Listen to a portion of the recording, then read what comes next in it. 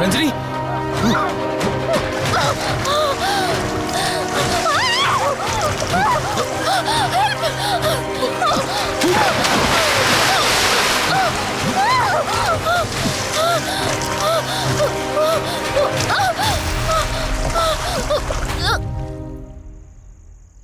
ఏంటి రంజని, అసలే నీకు ఇల్లు కొత్త. నీకేం కావాలన్నా నన్ను అడగమని చెప్పానుగా. ఇప్పుడు నేనున్నాను కాబట్టి సరిపోయింది. ఒకవేళ నేను లేకపోయింటే బయట ఏదో శబ్దం వినిపించింది. పొరపాటున కాలు స్లిప్ అయ్యి. చూడు రంజని, ఇప్పటికే 2 సార్లు దూరం అయ్యా. మళ్ళీ ఇంకోసారి దూరం అయితే నేను బ్రతకలేనురా. ఇక నుంచి నీకేమైనా కావాలన్నా, బయటికి వెళ్ళాలన్నా నాతో చెప్పు, నేను వస్తాను. ఓకేనా?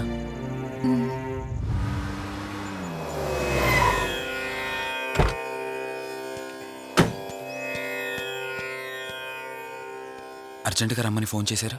ఆత్మ మళ్ళీ బయటకొచ్చింది.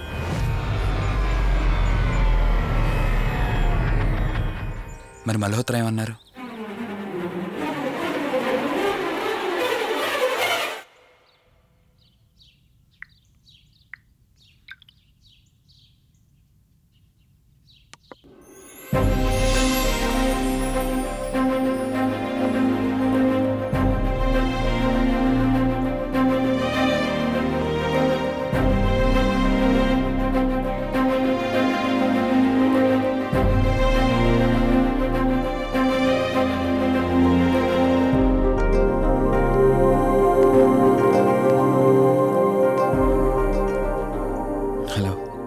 కూర్చో.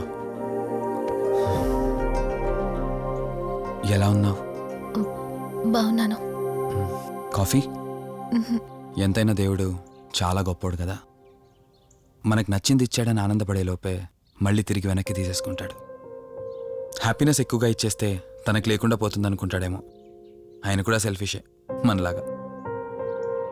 ఇద్దరు మనుషులు విడిపోతే కష్టంగా ఉంటుంది, కానీ ఇద్దరు మనసులు విడిపోతే బాధగా ఉంటుంది. ఇదంతా చెప్పింది నేను బాధ పెట్టడానికి కాదు.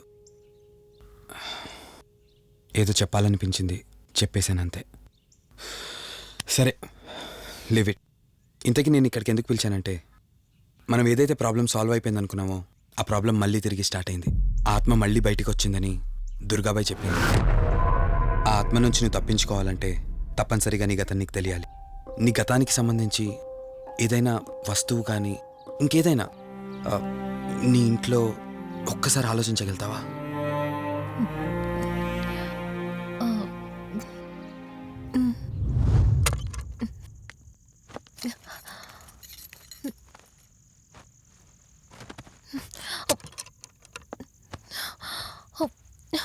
మ్యారేజ్ ఆల్బంలా ఉంది.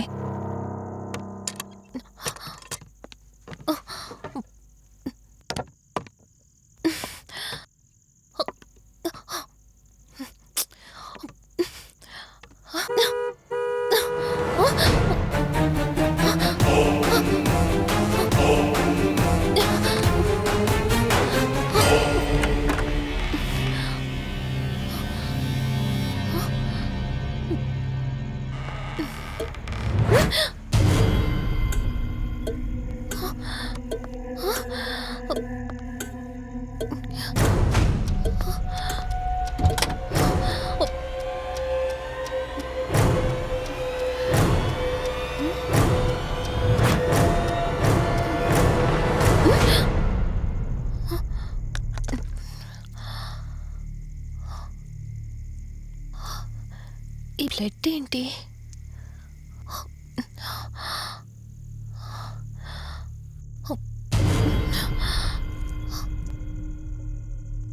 Give me the watch. Car టిక్కీలో ఈ వాచ్ ఎందుకుంది? దీని మీద అంటిన రక్తం ఎవరిది? వాచ్ ఇటు ఇవ్వమన్నానా? నా దగ్గర ఏదో దాస్తున్నారు మీరు.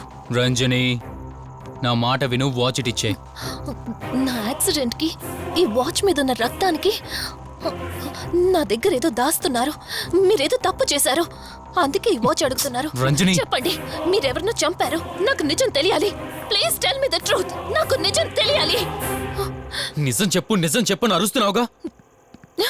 అయితే విను, ఈ ఇంట్లో హత్య జరిగింది, కానీ చంపింది నేను కాదు, నువ్వు.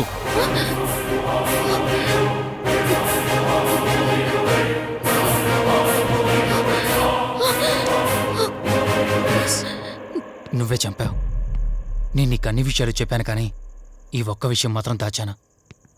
అదే నీకు అబార్షన్ అయిందని చెప్పాను కదా. ఆ టైంలోనే యూఎస్ నుండి నా business partner Kaushik first time India వచ్చాడు. బట్ నీలో మాత్రం ఏ మార్పు లేదు. ఇంట్లో నా ఫ్రెండ్ ఉన్నాడనే ఆలోచన కూడా లేకుండా తరచూ వాడు ఎదుర్కొండానే నువ్వు నాతో గొడవ పడేదానివి. అది చూసిన కౌశిక్ నా మీద నీకు ఎంత ద్వేషం ఉందో వాడికి అర్థమైంది. దాన్ని వాడు అలసుగా తీసుకుని నేను ఇంట్లో లేని సమయంలో నీ లోన్లీనెస్ని తనకు అనుకూలంగా మార్చుకుని నీకు దగ్గరయ్యాడు. ఎంతలా అంటే వాడు లేకుండా నువ్వు బ్రతకలేనంత. ఆ తర్వాత మీరిద్దరూ ఫిజికల్గా కూడా ఒకటయ్యారు.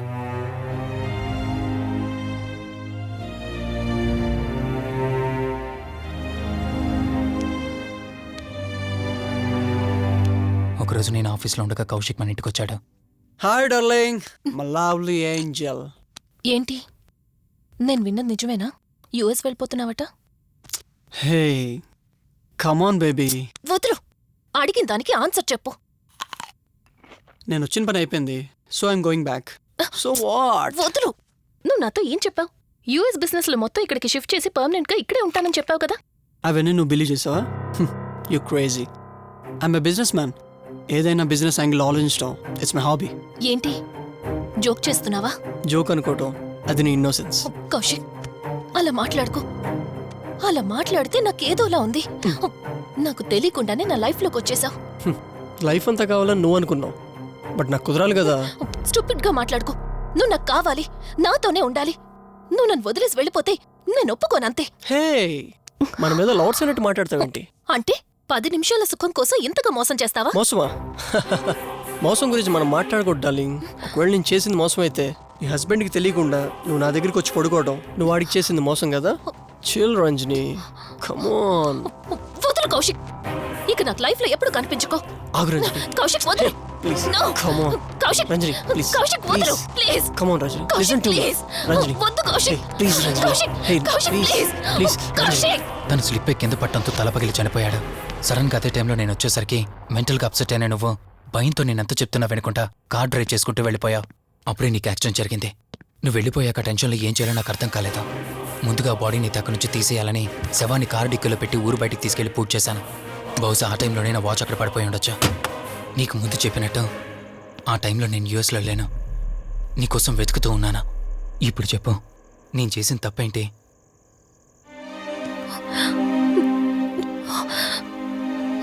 ఇంత చేసినా నేను ఈ రోజుకి నిన్ను ప్రేమిస్తూనే ఉన్నాను.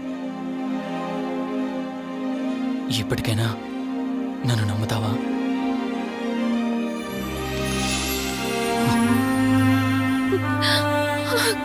Sorry Rishi, I love you.